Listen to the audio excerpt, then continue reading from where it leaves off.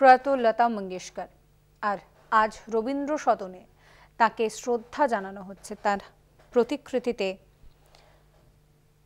মালা দান করা হচ্ছে। সেখানে রয়েছেন বিশিষ্টজনেরা। আজ সাধারণ মানুষও রবীন্দ্র সদনে বিকেল ৫টা পর্যন্ত শ্রদ্ধা জানাতে পারবেন তাদের প্রিয় লতা দিদিকে। তার মৃত্যুতে শোকের ছায়া নেমে এসেছে। মমতা বন্দ্যোপাধ্যায় ইতিমধ্যেই রবীন্দ্র সদনের উদ্দেশ্যে রওনা দিয়েছেন। মৃত্যুর ঠিক আগের মুহূর্তেও লতা মঙ্গেশকরের মুখে হাসি। এই মুহূর্তে আপনাদের জানিয়ে রাখবো, মমতা বন্দ্যোপাধ্যায় তিনি পৌঁছে গিয়েছেন রবীন্দ্র সদনে। আপনারা দেখতে পাচ্ছেন মমতা বন্দ্যোপাধ্যায় পৌঁছে গিয়েছেন রবীন্দ্র সদনে। লতা মঙ্গেশকরকে শ্রদ্ধা জানাতে তিনি রবীন্দ্র সদনে পৌঁছে গিয়েছেন। শোকের ছায়া রয়েছে তার অগণিত ভক্তদের মধ্যে। গতকালই টুইট করেছিলেন মমতা বন্দ্যোপাধ্যায়। তিনি বলেছিলেন লতা দিদি নেই এটা তিনি মানতে পারছেন না, তার মন ব্যথিত। তিনি চিরকাল জীবিত থাকবেন তার গানের মাধ্যমে।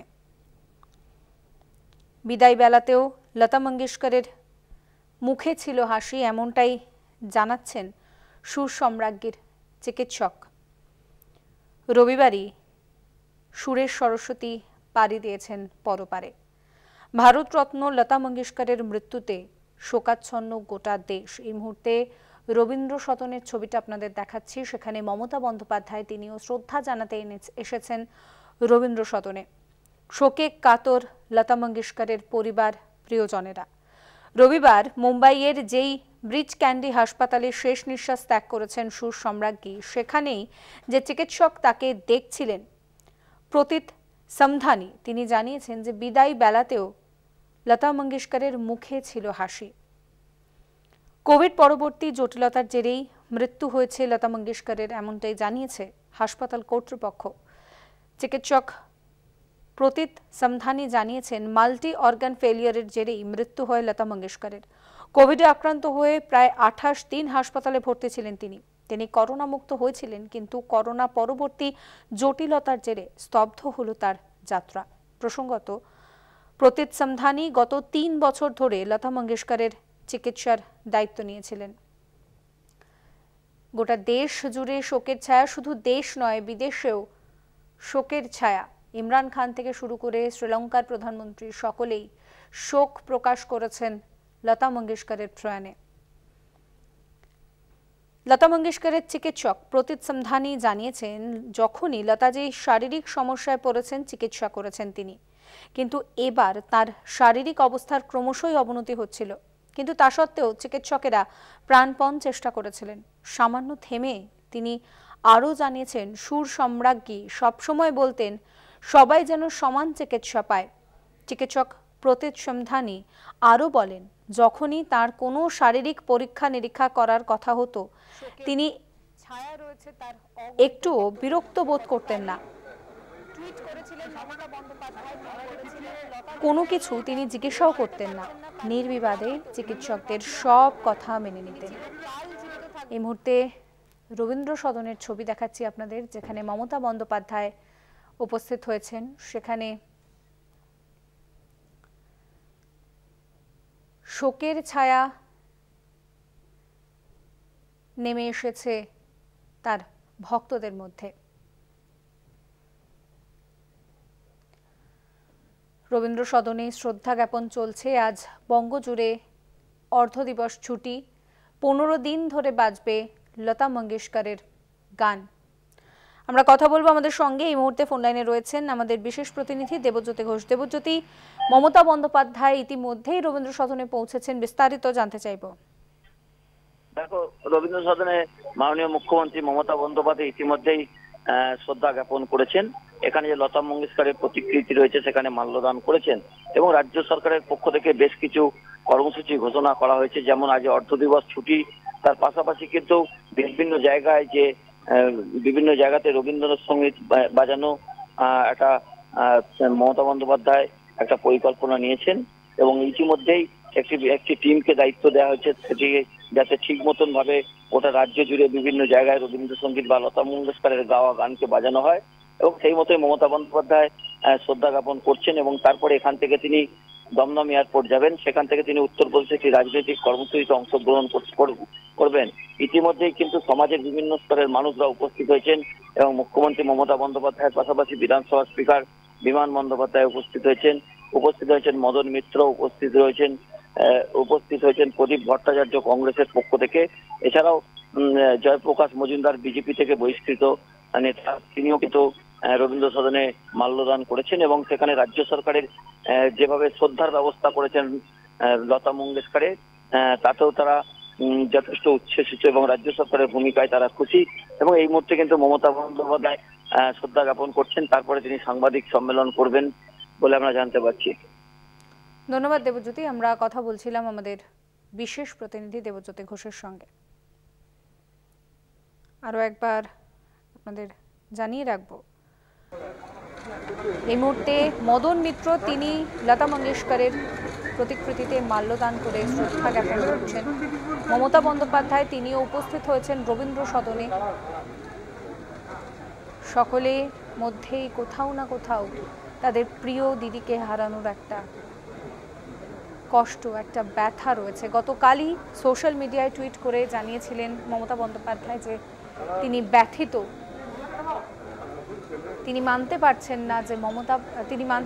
না যে লতা মঙ্গেশকর আর নেই, এমনটাই জানিয়েছিলেন মমতা বন্দ্যোপাধ্যায়। লতা মঙ্গেশকরের মৃত্যুর সঙ্গে সঙ্গে এক যুগের নয় একাধিক যুগের অবসান ঘটেছে, এমনটাই কিন্তু বলা যেতে পারে। মমতা বন্দ্যোপাধ্যায় তিনিও রয়েছেন রবীন্দ্র সদনে, দেবাশিস কুমার রয়েছেন, মদন মিত্র কিছুক্ষণ আগেই মাল্যদান করলেন।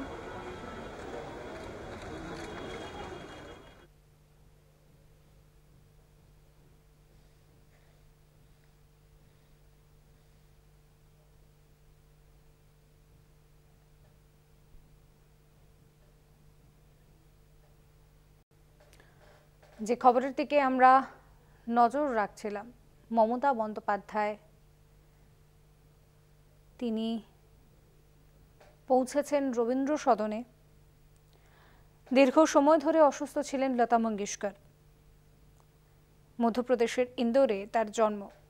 বাবা পণ্ডিত দীননাথ মঙ্গেশকর মারাঠি এবং বংশ পরম্পরায় গোয়ার মঙ্গেশী গ্রামের পূজারী ব্রাহ্মণ, শাস্ত্রীয় সঙ্গীতের শিক্ষক, নাট্য ব্যক্তিত্ব। 5 ভাই বোনের মধ্যে বড় লতাই। সুর চেনার প্রাথমিক পর্বের পাঠ তিনি বাবার কাছেই নিয়েছিলেন। 5 বছর বয়সে দীননাথের নাটকেও অভিনয় করেছিলেন। বাড়িতে শাস্ত্রীয় সঙ্গীতের পরিবেশ ছিল, কিন্তু হিন্দি ছায়াছবির গানের প্রথম সুপারস্টার কুন্দনলাল সাইগল ছাড়া আর কোনো শিল্পীর গান শোনার অনুমতি ছিল না ছোটবেলায়। লতাও সাইগলের ভক্ত ছিলেন এবং ধীরে ধীরে সাইগলের প্রতি তার একটা অনুরাগ তৈরি হয়েছিল। কিন্তু যেদিন প্রথম রেডিও কেনার সামর্থ্য হয় লতার, সেদিন সাইগলের মৃত্যুর সংবাদ পেয়েছিলেন। লতা রেডিও ফেরতও দিয়ে দিয়েছিলেন দোকানে। সেই মানুষটা আজ নিজেই চলে গিয়েছেন। এই মুহূর্তে আপনাদের রবীন্দ্র সদনের ছবি দেখাচ্ছি, যেখানে মমতা বন্দ্যোপাধ্যায় পৌঁছেছেন লতা মঙ্গেশকরের প্রতিকৃতিতে শ্রদ্ধা জানাতে। আজ বিকেল 5টা পর্যন্ত সাধারণ মানুষও শ্রদ্ধা জানাতে পারবেন লতা মঙ্গেশকরকে।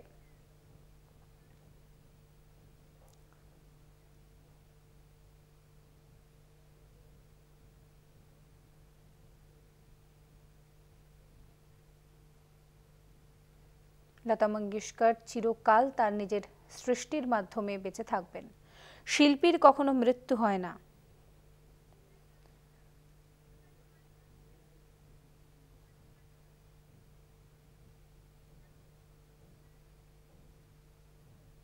মমতা বন্দ্যোপাধ্যায় উপস্থিত হয়েছেন রবীন্দ্র সদনে।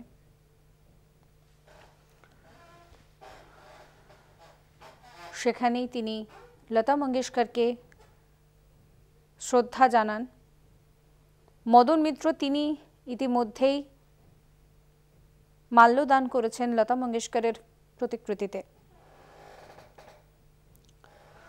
1942 সালে লতা মঙ্গেশকরের কাছে সুযোগ আসে মারাঠি ছবি কিটি হাসানের গান গাওয়ার, কিন্তু ছবি থেকে গানটি বাদ চলে যায়। সেই বছর বিনায়ক লতাকে তার প্রোডাকশন হাউসের পেহলি মঙ্গলা গৌর মারাঠি সিনেমায় অভিনয়ের সুযোগ দেন। 1943 সালে লতা মঙ্গেশকরের প্রথম হিন্দি গানটি ছিল মারাঠি ছবিতেই। এরপর ধীরে ধীরে তিনি আরও গানের তালিম নিতে শুরু করেন। বাংলা ভাষার প্রতিও তার আলাদাই ভালোবাসা ছিল। বাংলার সঙ্গে লতা দিদির আলাদা যোগাযোগ ছিল। বাংলা শেখার জন্য তিনি শিক্ষক রেখেছিলেন যাতে সমস্ত উচ্চারণ তিনি স্পষ্টভাবে করতে পারতেন। সলিল চৌধুরী, হেমন্ত মুখোপাধ্যায়, মান্না দে অচিরেই তার কাছে দাদা হয়ে উঠেছিলেন। হয়তো এই জন্যেই খুব দ্রুতই তিনি দেশের মেয়ে হয়ে উঠতে পেরেছিলেন। সেই লতা মঙ্গেশকরের মৃত্যুতে নেমে এসেছে শোকের ছায়া। এই মুহূর্তে রবীন্দ্র সদনের ছবি দেখাচ্ছি আপনাদের। মমতা বন্দ্যোপাধ্যায় তিনি রয়েছেন সেখানে। বারবার তার চিকিৎসক প্রতীত সমধানী জানাচ্ছেন যে মৃত্যুর আগের মুহূর্ত পর্যন্ত মুখে হাসি ছিল এই ভারতরত্নের। রবিবার পরপরে পাড়ি দিয়েছেন সুরেশ সরস্বতী। ভারতরত্ন লতা মঙ্গেশকরের মৃত্যুতে শোকাচ্ছন্ন গোটা দেশ। শোকে কাতর তার পরিবার পরিজনেরা।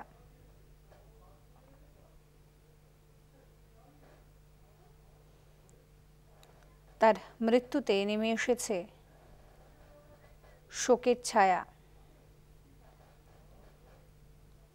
তার প্রয়াণে শোকস্তব্ধ ভারতের বাইরের তার ভক্তরাও। পাকিস্তান থেকে শুরু করে শ্রীলঙ্কা, তার ভক্ত ছড়িয়ে রয়েছে গোটা বিশ্ব জুড়ে।